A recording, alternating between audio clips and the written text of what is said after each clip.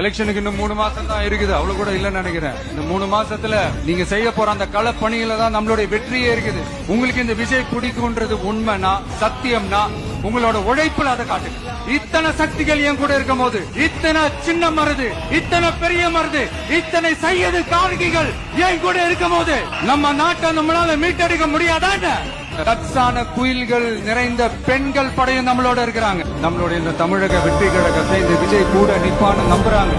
நம்மள நம்புறவங்களுக்காக நாம நம்பிக்கையோடு இருக்கணும்ல. வெற்றி கழக கொடியே மக்கள் ஆசை நிஜமா வெற்றி கழக